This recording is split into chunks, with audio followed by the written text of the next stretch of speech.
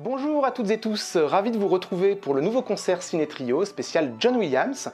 Avant de commenter avec vous quelques titres du programme, nous allons accueillir un compositeur pour qui John Williams est une grande influence, Erwan Chandon. Il a signé la musique de quelques longs métrages, notamment Quand on crie au loup de Marie-Lou Berry, La dernière vie de Simon de Léo Carman ou encore Une année polaire de Samuel Collardet. Erwan Chandon donc qui nous parle de John Williams.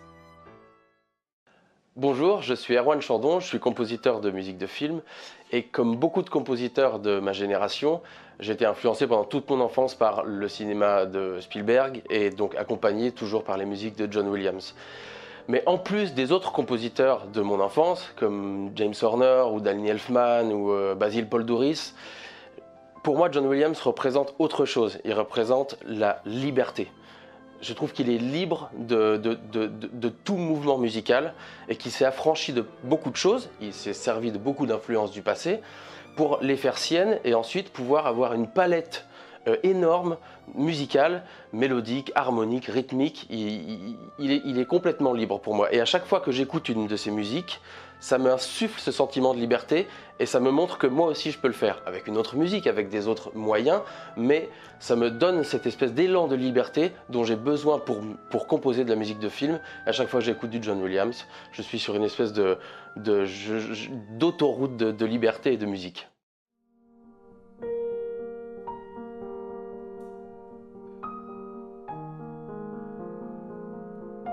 Ayant grandi encore une fois avec ce cinéma, je me suis construit avec le fait de pouvoir fredonner une musique en sortant de la salle de cinéma ou de la salle de spectacle, le fait de pouvoir chantonner un thème et qui me reste et qui me replonge dans l'atmosphère du film, dans le caractère d'un personnage, dans la teinte, dans une zone géographique quelque part. Juste en pouvant me fredonner ce thème, moi ça m'a donné envie de faire pareil avec mes musiques, forcément. Dès que j'ai eu l'occasion de composer des musiques de film, il était hors de question que je fasse autre chose qu'une mélodie.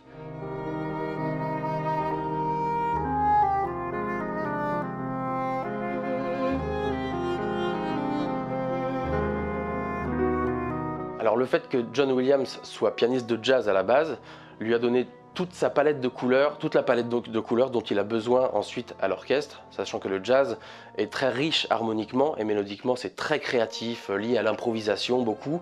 Et le fait qu'il ait cette culture jazz à la base lui a donné toutes les armes musicales pour pouvoir composer de la musique de film à mon sens, et ensuite il allait piocher dans le répertoire classique pour lui donner toute cette culture de l'orchestre. Donc quand je dis répertoire classique, ça a souvent été associé aux compositeurs impressionnistes du début du XXe siècle, Ravel, Debussy, mais aussi Stravinsky avec toute sa richesse de matériel rythmique. Donc voilà, il s'est imprégné de toutes ces choses-là, plus son langage jazz, pour faire une palette de couleurs complètement exceptionnelle.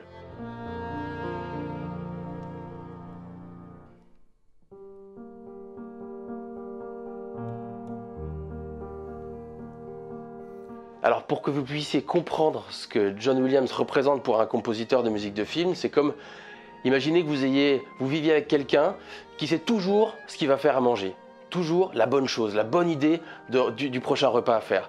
Nous on sait pas, on est là, on cherche, ah, j'ai envie de ça, je sais pas. Et lui, il sait à chaque fois. Et en plus, il cuisine hyper bien.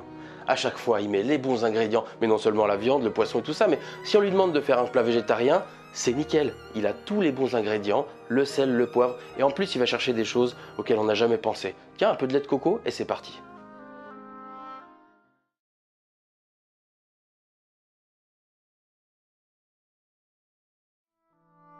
La liste de Schindler, 1994, la même année que Jurassic Park et 2 ans après Hook.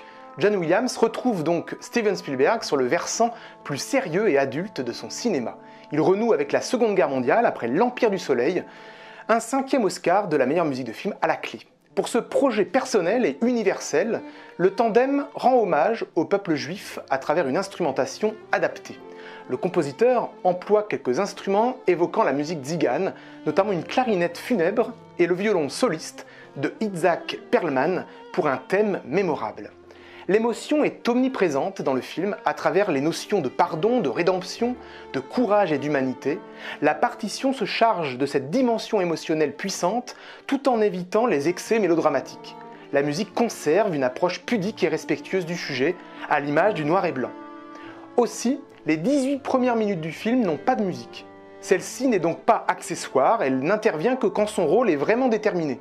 Utilisée avec parcimonie tout au long de l'histoire, la partition parvient malgré tout par sa puissance et son grand raffinement à exprimer une véritable élégie en hommage aux victimes de la Shoah.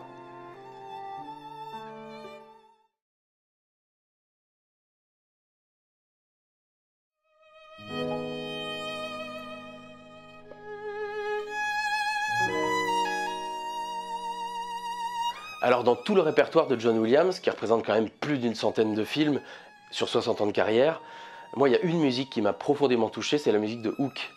Parce que, en fait, tout ce que John Williams a imaginé jusqu'à cette date, Hook est sorti en 91, il a réussi à le synthétiser à travers toutes les péripéties que vivent les personnages. Et ce qui est intéressant, c'est que ce film à la base était censé être une comédie musicale imaginée par Steven Spielberg 10 ans avant, et John Williams a pris parti à la production dès cette date, c'est-à-dire début des années 80, donc il a eu 10 ans pour trouver tous les thèmes, et tous les thèmes qu'on entend dans le film Hook étaient faits pour être chantés à la base. C'est pour ça qu'ils sont si lyriques, mélodiques, chantants. Ils ont enlevé les paroles, il en a fait des thèmes de film, et c'est devenu un monument de la musique de film.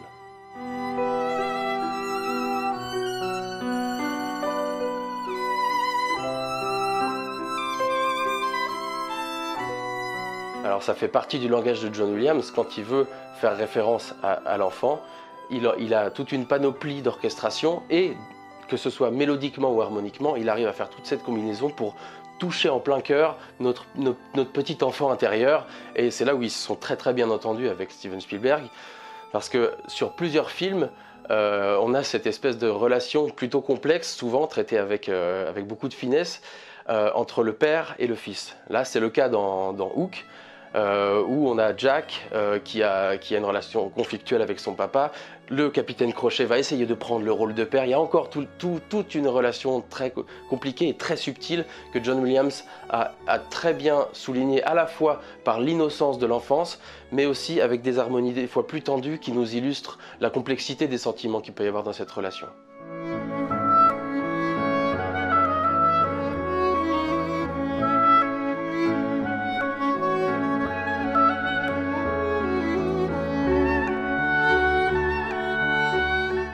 Et alors c'est vrai que quand on parle de John Williams, on constate qu'il est tout le temps allé chercher des influences un peu partout, que ce soit, comme je disais, dans le jazz, dans la musique symphonique, la musique de répertoire classique, romantique, post-romantique, impressionniste, mais aussi dans les musiques folkloriques, on a pu le voir dans plusieurs films, et là, ça déroge pas à la règle, parce qu'il va chercher dans la piraterie, dans les grands codes de la piraterie, avec des flûtes, des accordéons, toujours mélangés à l'orchestre symphonique, hein, pour plus d'ampleur et pour garder une cohérence avec son langage général, mais quand on voit les pirates, il y a une espèce de thème du capitaine Crochet, le thème de la piraterie, comme ça en triolet,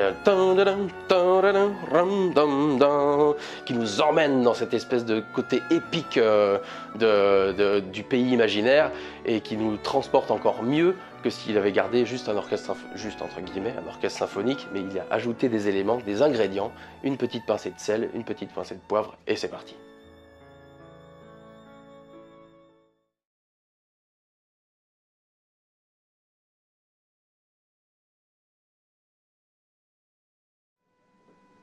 Alors maintenant au programme, rencontre du troisième type en 1977. John Williams retrouve Steven Spielberg pour la troisième fois après Sugarland Express et Jaws, Les Dents de la Mer. Il commence à écrire sa partition 2 ans avant que le film soit terminé, à partir de la lecture du script et des indications de Spielberg, lequel décida ensuite de monter son film en fonction de la musique. Il y a une vraie osmose entre la musique et les images, nourrie par une réflexion commune.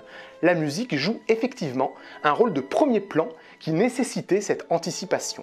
Cette musique devait évoquer la communication entre les humains et les extraterrestres à partir d'un motif court, entêtant comme un code à déchiffrer. Pour cela, l'unique impératif du cinéaste était qu'il soit uniquement constitué de 5 notes. Pour l'anecdote, Spielberg fit appel à un ami mathématicien à qui il demanda de calculer la combinaison de 5 notes possibles à partir de 12 notes de la gamme. Le mathématicien répondit par le nombre de 134 000 combinaisons possibles. Le compositeur, bien sûr, en proposa une centaine uniquement pour en arriver à celle retenue. Cette réduction des notes rappelle Les Dents de la Mer, leur précédente collaboration, où 2 notes illustraient la mâchoire du requin. D'autant qu'ici, il s'agit aussi d'épouser le point de vue d'une menace potentielle. D'abord sereine, les notes se font plus rapides, plus graves, comme pour signifier un danger. Cette musique a une vraie existence dans la dramaturgie puisqu'elle illustre un dialogue qui se joue à l'image. Le dialogue qui s'instaure est aussi instrumental. Le clavier électrique des humains répond au mélange tuba-basson des envahisseurs. Et une progression émotionnelle et dramatique amène à l'orchestre symphonique. Une ambiance de suspense laisse place à une dimension épique. Le Williams des années 70 a une part expérimentale, mais se fait aussi progressivement de plus en plus émouvant, l'année même d'un certain Star Wars.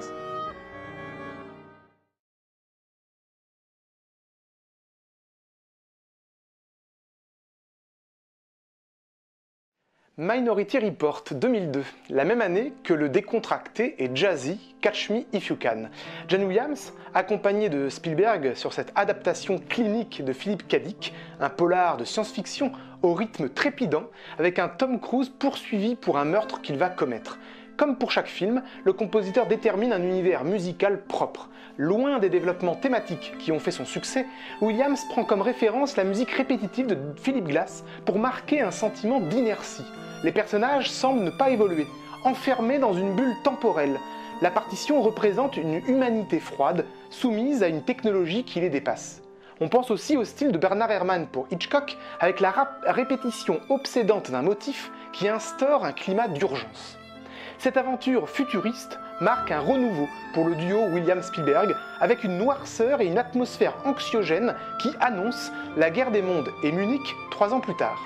Cette œuvre symphonique, tout aussi sombre que le film, possède tout de même un aspect sentimental cher au cinéaste, avec un côté plus intime, même nostalgique, pour représenter les souvenirs du héros qui regrette les jours heureux qu'il passa auprès de son fils. Même enfouie, l'émotion, cœur battant du tandem, est toujours là.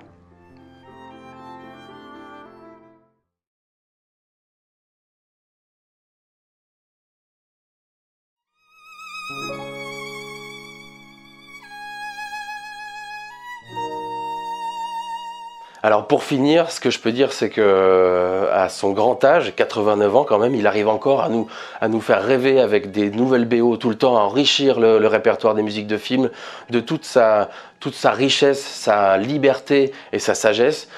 Donc j'espère être encore inspiré pendant longtemps par les futurs BO qui va sortir. Ouais.